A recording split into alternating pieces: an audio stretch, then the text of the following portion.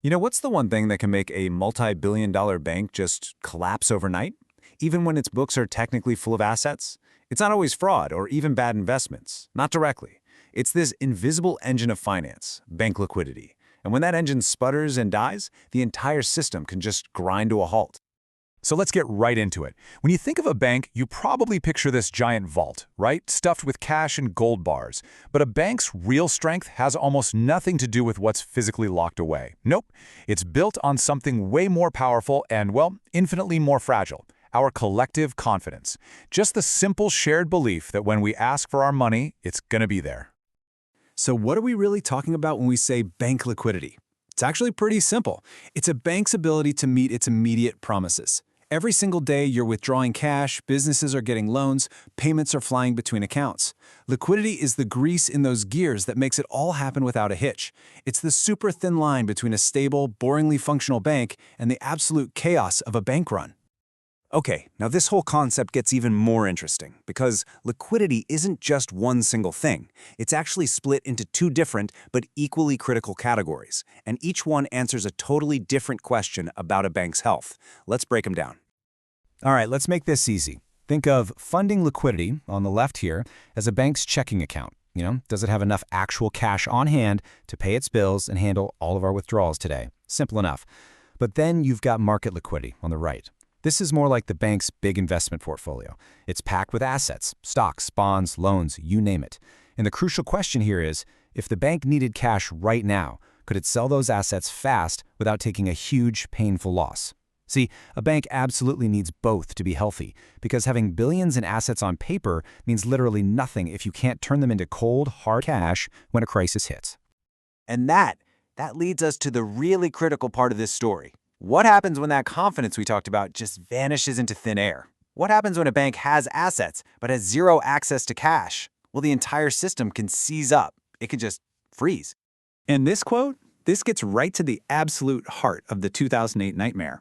On paper, or, more accurately, on their digital ledgers and databases, the banks were rich. They were overflowing with assets. The problem? Those assets became toxic, like overnight.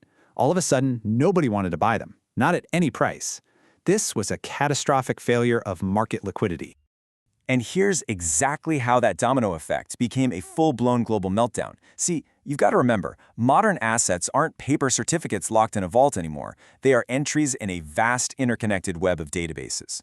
Back in 2008, banks held all these complex assets tied to mortgages. But when faith in those mortgages collapsed, the market for those database entries just, poof, it vanished. A failure of market liquidity instantly created a funding crisis, because you can't pay your bills with a database entry nobody wants to buy. And since every bank's database is connected to every other bank's database, the panic went viral, freezing the entire global financial machine in a matter of hours. So it's pretty easy to look back at 2008 and think, wow, that was a unique, once-in-a-lifetime disaster, a perfect storm that could never ever happen again. But is that really true? What does history have to say about that? Well, history shows us that liquidity crises are absolutely not a new thing. From the savings and loan crisis back in the 80s to the global meltdown in 2008 and even the recent shocking collapse of Silicon Valley Bank, the root cause is terrifyingly consistent: a sudden, brutal evaporation of liquidity. This isn't a one-time bug in the system. It looks a lot more like a recurring and very dangerous feature. So given that these crises are a recurring threat, the obvious question is, what are we doing about it, right? How do regulators and banks actually work to prevent another system-wide meltdown? This brings us to the modern era of liquidity management. And the stakes here could not be higher. A liquidity crisis doesn't build slowly, like a storm you can see coming on the horizon. No, it strikes like a lightning bolt, instantly shattering confidence. And that contagion can spread from one bank's database to another in minutes, threatening to bring down the whole system. That's why the defense has to be just as fast and just as powerful. So here it is, the modern three-layered defense system.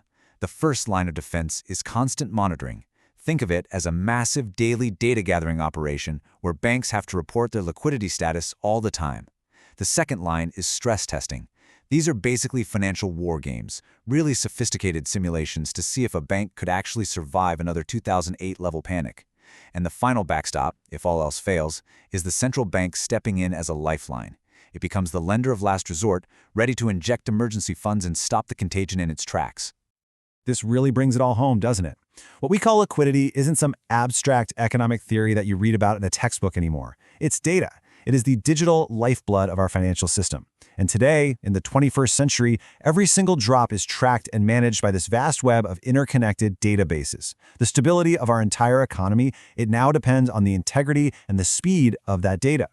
So the next time you hear about a bank's health, just remember, it's not just about profits anymore. It's about the speed and the reliability of the data that proves it can meet its promises second by second. The entire system is built on that digital trust. And the most important question we have to ask is, in the next crisis, will that trust hold?